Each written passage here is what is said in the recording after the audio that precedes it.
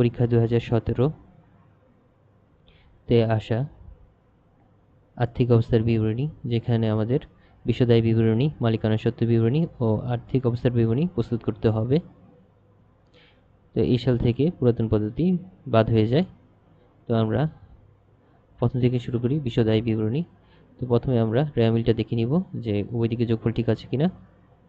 এরপর সমন্বয়ের সাথে সম্পর্কিত যেই রেওয়ামিল যেই লেনদেনগুলো আছে সেগুলো দাগিয়ে নিব বা নাম্বারিং করে নিব। তো আমি এক্ষেত্রে কালার করে নিয়েছি। তো প্রথমে শুরু করি আমরা বিশদ বিবরণী দিয়ে। বিশদ বিবরণী শুরু হবে বিক্রয় থেকে। বিক্রয়ের সাথে অলিখিত বিক্রয় যোগ হবে, বিক্রয় ফেরত বিয়োগ হবে, বিক্রয় বাদ হবে। এরকম আনুষঙ্গিক যেই লেনদেনগুলো বের করে আমরা নিট বিক্রয় বের করে নিব। তো এখানে বিক্রয় শুধুমাত্র বিক্রয় দেওয়া আছে, এর সাথে কোনো ফেরত নেই। আমরা সরাসরি বিক্রয় মাঝের ঘরে নিয়ে আসবো। মনে রাখতে হবে বিক্রয় এবং পারমাণবিক মজুত পণ্য নিট বিক্রয় পরে যেটা আসবে বিক্রিত পণ্যের ব্যয়, সেই টাকাটা মাঝের ঘরে লিখতে হবে। তো এটা কোনো বাধ্যবাধকতা নিয়ম নেই, তো হিসাবে সুবিধার্থে আমরা নিয়ে আসবো। তো বিক্রয় নিট বিক্রয় একই টাকা হবে, 4,84,000 টাকা। এরপরে বিক্রিত পণ্যের ব্যয়। বিক্রিত পণ্যের ব্যয় প্রথমে নিয়ে আসবো আমরা পারমাণবিক মজুত পণ্য। তো রেমিলে দেওয়া আছে পারমাণবিক মজুত পণ্য 30,000 টাকা, এটা আমরা মাঝের কলামে নিয়ে আসবো। পারমাণবিক মজুত পণ্য 30,000 টাকা। এরপর চলে আসবে ক্রয়। ক্রয়ের সাথে সমন্বয় দেওয়া আছে, এই জন্য প্রথমে আমরা ক্রয় নিয়ে আসলাম। ক্রয়ের 3 লক্ষ টাকা এবং ক্রয় থেকে ফেরত যে টাকা 2,000 টাকা, সেই টাকাটা বিয়োগ দিয়ে দিব, তাহলে আসে 2,98,000 টাকা। এই 2,98,000 টাকা থেকে আমাদের সমন্বয়ে আছে আগুনে বিনষ্ট পণ্য 10,000 টাকা। এই 10,000 টাকা আমরা আগুনে বিনষ্ট পণ্য টাকা বিয়োগ করে দিব। আমরা জানি আগুনে বিনষ্ট পণ্য সমাপনী মজুত পণ্য থেকে একবার বিয়োগ হয়ে যাবে এবং ক্রয় থেকে একবার বিয়োগ হয়ে যাবে, এবং সমাপনী মজুত পণ্যটা একবার এই বিষয় আয় বিবরণীতে আসবে এবং একবার আর্থিক অবস্থার বিবরণীতে চলতি সম্পত্তিতে হিসেবে আসবে। আর যেহেতু এখানে বিমা দাবি স্বীকৃত আছে, এই বিমা দাবি স্বীকৃতিতে আমরা চলতি সম্পত্তিতে নিয়ে আসবো 5,000 টাকা।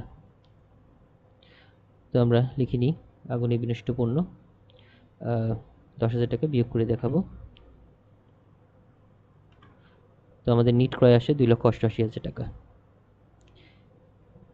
এরপর আমরা প্রত্যক্ষ পরিচালন ব্যয় যা আছে সেগুলো, যেমন আমি একটু নোট করে লিখেছি যে এখানে মজুরি, ক্রয় পরিবহন আন্তঃপরিবহন একই কথা, শুল্ক, ডক চার্জ, জাহাজ ভাড়া, এগুলো প্রত্যক্ষ পরিচালন ব্যয় চলে আসবে। তো এখানে 3টা এন্ট্রি আমরা পেয়েছি শুল্ক থেকে, এই 3টা এন্ট্রি প্রত্যক্ষ পরিচালন ব্যয়, আমরা এই 3টা এন্ট্রি একসাথে যোগ করে দেখাবো। তো শুল্ক, এরপরে পেয়েছি মজুরি, এরপরে পেয়েছি আন্তঃপরিবহন। এই টাকাগুলো আমরা ইনার কলামে একত্রে যোগ করে দেখাই। আন্তঃপরিবহন, তো এই 3টা যোগ করলে হয় 1,32,000 টাকা। তো 1,32,000 টাকা প্রত্যক্ষ পরিচালন ব্যয়ের সাথে নিট ক্রয় এবং পারমাণবিক মজুত পণ্য, এই 3টা যোগ করলে আমরা কৃত পণ্যের ব্যয় পাচ্ছি 4,50,000 টাকা। তো কৃত পণ্যের ব্যয়ের পরে আমরা এই সমাপনী মজুত পণ্য টাকা নিয়ে আসবো। সমাপনী মজুত পণ্য দেওয়া আছে 1,05,000 টাকা, এটা আমরা ইনার কলামে নিয়ে আসবো। এর থেকে আগুনে বিনষ্ট পণ্য 10,000 টাকা বিয়োগ করে দেখাবো। তো 1,05,000 থেকে 10,000 বিয়োগ করলে হয় 95,000 টাকা। তো এই 95,000, এই কৃত পণ্যের ব্যয় থেকে এই 95,000 টাকা বিয়োগ করলে আমরা বিক্রিত পণ্যের ব্যয় পাবো 3,55,000 টাকা। তো আবার বলছি, কৃত পণ্য ব্যয় থেকে আমরা সমাপনী মজুত পণ্য টাকা বাদ দিলে বিক্রিত পণ্যের ব্যয় পাবো। আর উপরে যে নিট বিক্রয় ছিল, এই নিট বিক্রয় থেকে বিক্রিত পণ্যের ব্যয় বাদ দিলে আমরা মোট মুনাফা বা মোট লাভ টাকা পেয়ে যাব। এরপরে আমাদের প্রথম স্টেপ শেষ এখানেই। তো প্রথম স্টেপের পরবর্তীতে আমাদের আসবে পরোক্ষ পরিচালনায়। পরোক্ষ পরিচালনায় 3টা এন্ট্রি আসে সাধারণত, সেগুলো হচ্ছে প্রাপ্ত ভাট্টা, প্রাপ্ত কমিশন আর চালানি কারবারের মুনাফা। তো এরা মিলে উল্লিখিত কোনোটাই ছিল না। তো আমরা এরপরে যাই পরোক্ষ পরিচালন ব্যয়, বা এটাকে আমরা জানি শুধু পরিচালন ব্যয় হিসেবে। পরিচালন ব্যয়ে যে এন্ট্রিগুলো আসবে সেগুলো আমরা লিখে ফেলি। যেমন বেতন আসতে পারে, অন্যান্য যে এই কুরিন সঞ্চিতি এগুলো আসতে পারে, অবচয় অবলোকন এগুলো আসতে পারে। তো আমরা প্রথমে এখানে যেই অনাদায়ী পাওনা বা কুরিন ছিল, সেই কুরিনটা অন্তর্ভুক্ত করে ফেলি। ইনার কলামে লিখি, যেহেতু এর সাথে আরও আনুষঙ্গিক হিসাব আছে। তো অনাদায়ী পাওনা 2000 টাকা, এবং নতুন অনাদায়ী পাওনা সঞ্চিতি, অর্থাৎ এখানে সমন্বয় ছিল, সমন্বয়টা ছিল যে এই যে অনাদায়ী পাওনা সঞ্চিতি আরও 2000 টাকা বাড়াতে হবে। তো র্যামিলে লক্ষ্য রাখতে হবে যে অনাদায়ী পাওনা সঞ্চিতি পুরাতন ছিল কত, 4000 টাকা। এর সাথে আরও 2000 টাকা যদি বাড়াই তাহলে হবে 6000 টাকা। তাহলে নতুন অনাদায়ী পাওনা সঞ্চিতি হবে 6000 টাকা। এটা আমরা র্যামিলের যেই অনাদায়ী পাওনা এবং নতুন অনাদায়ী পাওনা, এই দুইটা টাকা একত্রে যোগ করে দিব।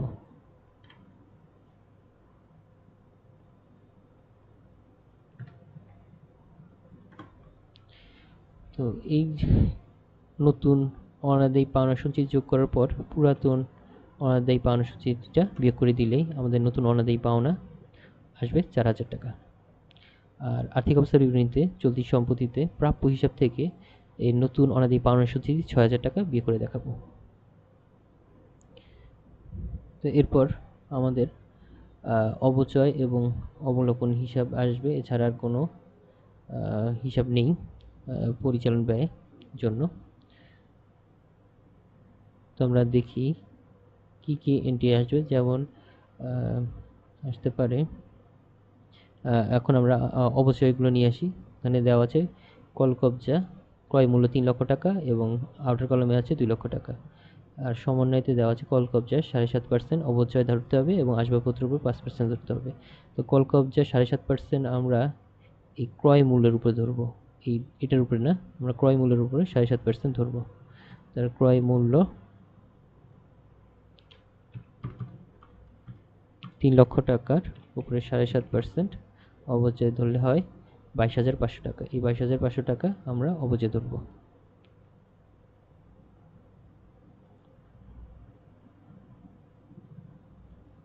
আমরা এখানে অবচয় আনবো, কলকবজার উপর অবচয়।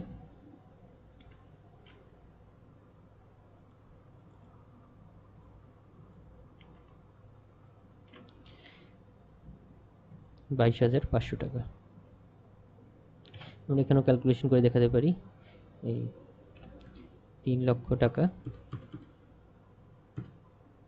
ইন্টু 7.5%, তাহলে 22,500 টাকা হয়। তো এরপর আমাদের আনতে হবে আসবাবপত্রের অবচয়, এটাও ক্রয় মূল্যের উপরে আমরা অবচয় ধরব। তাহলে আসবাবপত্রের এটার অবচয় হবে 40,000 টাকার উপর 5% অবচয় ধরতে হবে, তাহলে আসে 2,000 টাকা। এরপর আছে ইজারা সম্পত্তি। ইজারা সম্পত্তি আমরা যত বছর দেওয়া থাকে তত বছর ভাগ করে দিব সংখ্যার সাথে, টাকার সাথে, তাহলে আমাদের ইজারা সম্পত্তির অবলোপনের টাকা পেয়ে যাব। তো ইজারা সম্পত্তি দেওয়া আছে, তো যা বললাম যে যত দেওয়া থাকবে 1,50,000, এটাকে আমরা যত বছর দেওয়া থাকবে সেই বছর দিয়ে ভাগ করে দিব, তাহলে আমাদের ইজারা সম্পত্তির অবলোপন হয়ে যাবে। তার টোটাল অবচয় অবলোপন আসে 34,500 টাকা। তো আমাদের মোট পরিচালন ব্যয় আসছে এটা আর এটা যোগ করে পাচ্ছি 38,500 টাকা। তো এই মোট পরিচালন ব্যয়টা আমরা বিয়োগ করে দিব মুনাফা থেকে। মোট পরিচালন ব্যয় বাদ দিলে আমরা মোট পরিচালন মুনাফা পাবো 90,500 টাকা। এর সাথে অপরিচালন আয় যোগ করব আর অপরিচালন ব্যয়টা বিয়োগ করে দিব। তো অপরিচালন আয় সেগুলো আমরা এক নজরে দেখিনি। অপরিচালন আয় হচ্ছে বিনিয়োগী সুদ, ব্যাংক জমা সুদ, শিক্ষানবিশ সালামি, প্রাপ্ত ভাড়া, উপভাড়া, লভ্যাংশ আয়, সম্পত্তি বিক্রয়জনিত মুনাফা, বিবিধ আয়, এগুলা সবই অপরিচালন আয় অন্তর্ভুক্ত হবে। আর অপরদিকে অপরিচালন ব্যয়ে অন্তর্ভুক্ত হবে ঋণের সুদ, ব্যাংক জমাতিরিক্ত সুদ, শিক্ষানবিশ ভাতা, আগুনে বিনষ্ট পণ্য, বিবিধ ক্ষতি। আমরা দেখি অপরিচালন আয় কি কি আছে। তো প্রথমে আমরা দেখেছিলাম বিনিয়োগের সুদ। বিনিয়োগের সুদটা একটা অপরিচালন আয়। তো আমরা একটু দেখি অপরিচালন আয়ের মধ্যে আছে কিনা বিনিয়োগের সুদ। হ্যাঁ, বিনিয়োগের সুদ আছে। তো আমরা বিনিয়োগের সুদটা নিয়ে আসবো 8%। তো এখানে বিনিয়োগের উপর আর কোনো সুদ আছে কিনা এটা দেখতে হবে। না, কোনো বিনিয়োগের সুদ নেই। আমাদের সরাসরি 2 লক্ষ টাকার 8% বিনিয়োগের সুদ ধরতে হবে।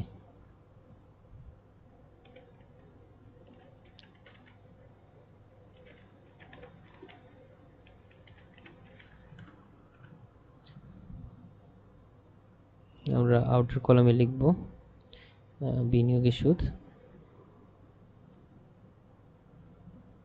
2 লক্ষ টাকার উপর 8% করলে হয় 16,000 টাকা। বিনিয়োগের সুদ 16,000 টাকা। এরপর আমরা অপরিচালন ব্যয় নিয়ে আসব। অপরিচালন ব্যয়ের মধ্যে হচ্ছে গিয়ে যেমন দেওয়া ছিল আগুনে বিনিষ্ট পণ্য 10,000 টাকা। এর থেকে আমরা বীমার দাবি, স্বীকৃত দাবি 5,000 টাকা বিয়োগ করে আগুনে বিনিষ্ট পণ্য দেখাবো এখন 5,000 টাকা। তো আমরা একটু দেখাই আগুনে বিনিষ্ট পণ্য।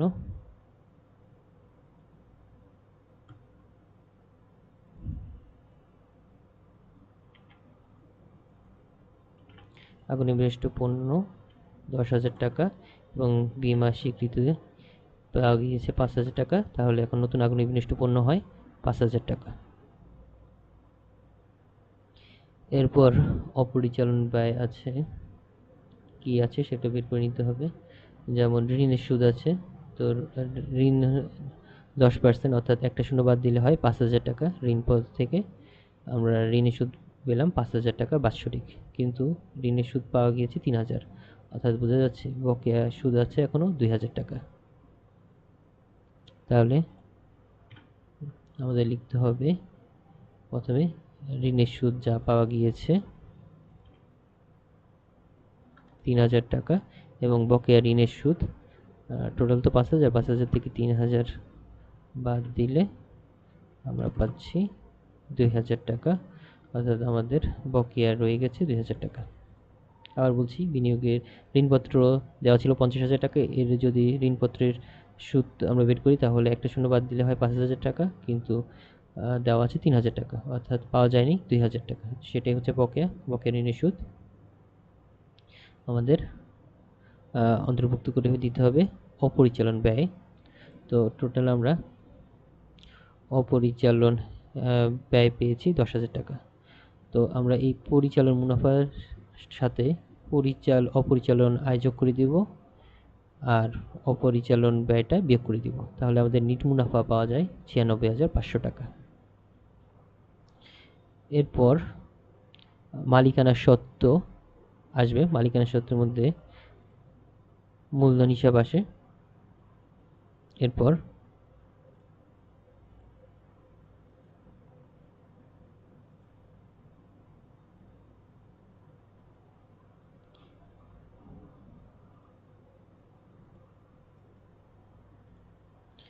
মালিকানা সত্ত্বের মধ্যে মূলধন হিসাব আসে, এর সাথে মূলধন সংক্রান্ত যা আছে সবগুলো যোগ হবে, উত্তোলন সংক্রান্ত যা সব বিয়োগ হবে, নিট মুনাফা যোগ হয়, নিট ক্ষতি বিয়োগ হয়, আর মালিকের যেই পার্সোনাল যে খরচ যেমন আয়কর, জীবন বীমা প্রিমিয়াম এগুলো বিয়োগ হয়ে যাবে। আর মালিকানা সত্ত্বেতে আরেকটা এন্ট্রি আসে, সেটা হচ্ছে সাধারণ সঞ্চিতি। এটা আমরা ইচ্ছা করলে যোগ করে দিতে পারি অথবা আলাদা লিখতে পারি। তো এটাই হচ্ছে এক নজরে মালিকানা সত্ত্ব। তো আমরা মালিকানা সত্ত্বে প্রথমে আমরা মূলধনের টাকা নিয়ে আসবো। মূলধন 7,88,000 টাকা দেওয়া আছে।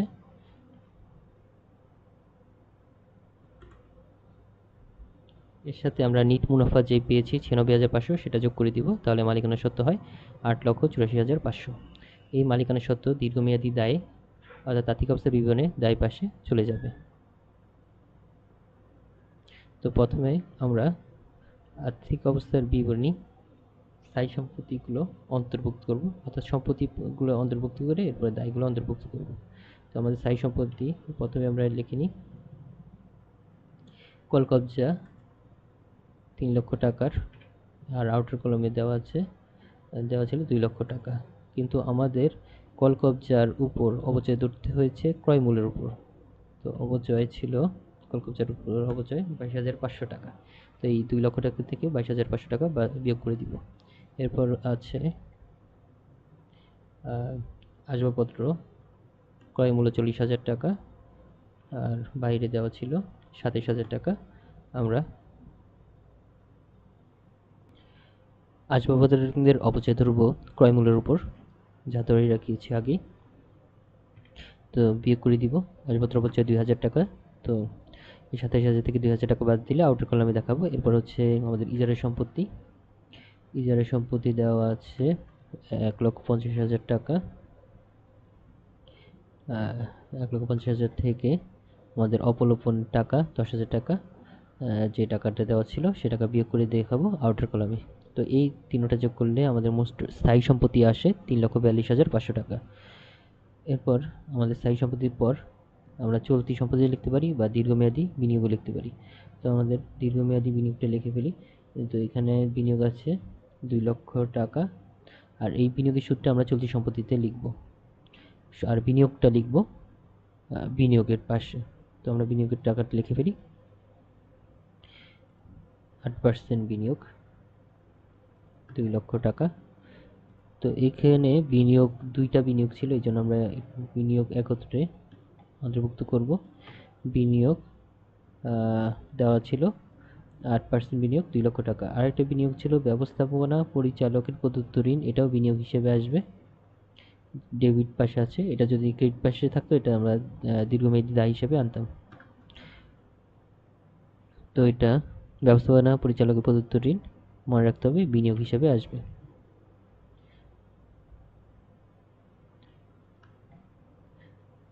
তাহলে আমাদের মোট দীর্ঘমেয়াদী বিনিয়োগ আমরা যোগ করে দিব। তাহলে মোট বিনিয়োগ আসে 2,75,000 টাকা। তো এই মোট স্থায়ী সম্পত্তির সাথে দীর্ঘমেয়াদী বিনিয়োগের টাকা যোগ হবে এবং চলতি সম্পত্তির টাকা যোগ হবে। তো চলতি সম্পদ কি কি আছে আমরা একটু দেখে নিই। চলতি সম্পদ বলতে দেখি, ব্যাংক জমা দেওয়া আছে, হাতে নগদ থাকলে হাতে নগদও চলতি সম্পত্তিতে আসতো। এটা আউটার কলামে লিখবো, মাঝের কলামে লিখবো। ব্যাংক জমা 1,67,000 টাকা। এরপর ব্যাংক জমার পর একটা দায় পাশে যাবে, আমরা প্রাপ্য হিসাব নিয়ে আসি। 70,000 টাকা প্রাপ্য হিসাব।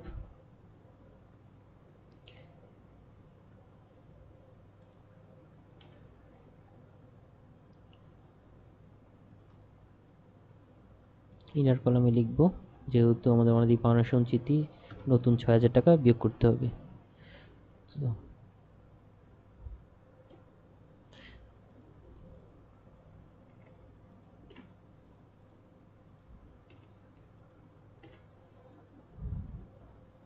আমাদের নতুন অনাদি পাওনা সঞ্চিতি 6,000 টাকা,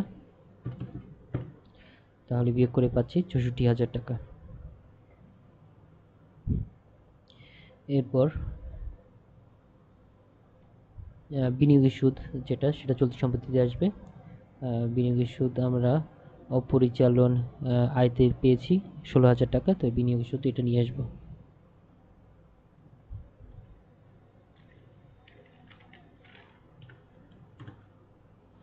এটা আমরা আউটার কলামে লিখবো, বিনিয়োগের সুদ মাঝের ঘরে 16,000 টাকা। এরপর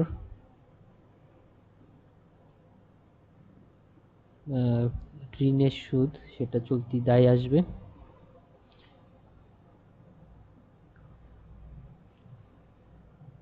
এরপর সমাপনী মজুত পণ্য নিয়ে আসি, চলতি সম্পত্তিতে আসে সমাপনী মজুত পণ্য। সমাপনী মজুত পণ্য এর থেকে আমরা আগুনে বিনষ্ট 15 টাকা বিয়োগ করে দেখিয়েছি। আর আমাদের এই বিমা স্বীকৃত যেটা, সেই টাকাটা আমাদের নিয়ে আসতে হবে 5,000 টাকা। এটা অপরিচয় বিমা দাবি স্বীকৃতি।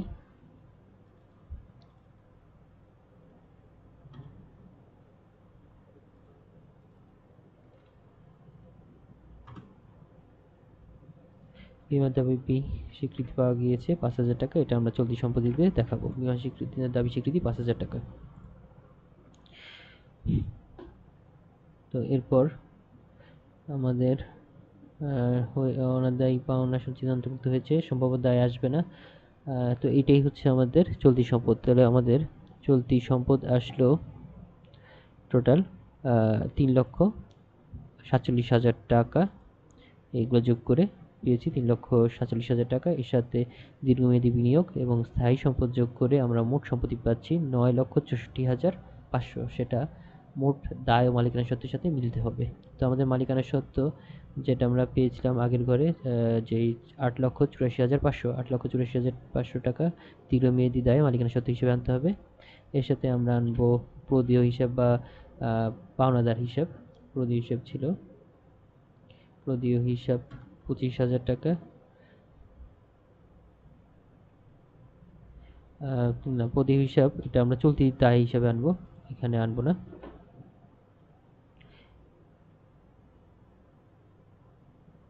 আচ্ছা, এখানে আসবে কি কি আসবে, দীর্ঘমেয়াদী দায় কি আছে, হ্যাঁ ঋণপত্র আছে, সেটা দীর্ঘমেয়াদী দায় হিসেবে কাউন্ট করা যেতে পারে।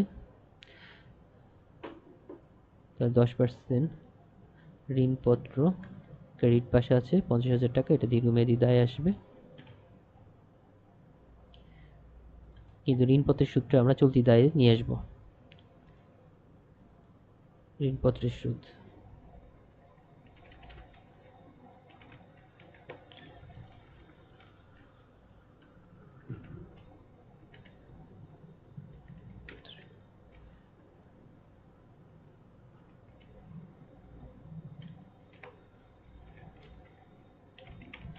ঋণপত্রের সুদ আসবে ঋণপত্রের সুদ আসবে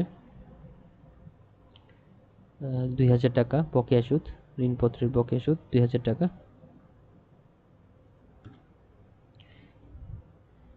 এরপর আমরা প্রদেয় হিসাব নিয়ে আসবো বা পাওনাদার হিসাব নিয়ে আসবো। প্রদেয় হিসাব 25,000 টাকা।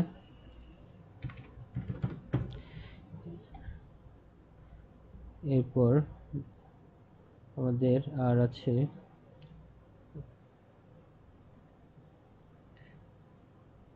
বকেয়া বেতন, এটাও চলতি দায়। বকেয়া বেতন 3,000 টাকা। বকেয়া বেতন 3,000 টাকা।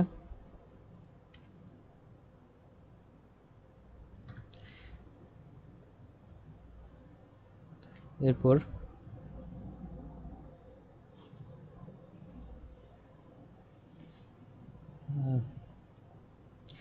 আর এনটি নেই। হ্যাঁ, আমরা দেখছি যে আমাদের এই মোট দায় ও মালিকানার সত্ত্ব যেই টাকা, এটার মোট সম্পত্তির টাকা মিলে গিয়েছে। তো আর যে লাস্টে যে সমন্বয় ছিল সম্ভাব্য দায়, সেই টাকাটা আমরা টিকা আকারে দেখাবো। তো এভাবে পার্ট বাই পার্ট করতে গেলে অনেক সময়ের প্রয়োজন হয়। তো আমরা যদি আগে সমন্বয়, আগে পুরো ঘরটা কেটে একটু জায়গা রেখে দিই, সবগুলো ঘর কেটে যে জায়গা রেখে দিই এবং প্রথমে সমন্বয় এন্ট্রিগুলো অন্তর্ভুক্ত করে নিই, তাহলে অনেক সময় সেভ করতে পারবো। তো ভিডিওটি এই পর্যন্ত ছিল। তো কমেন্ট সেকশনে জানান কোন পদ্ধতিতে করলে আপনাদের জন্য সুবিধা হয়। ধন্যবাদ।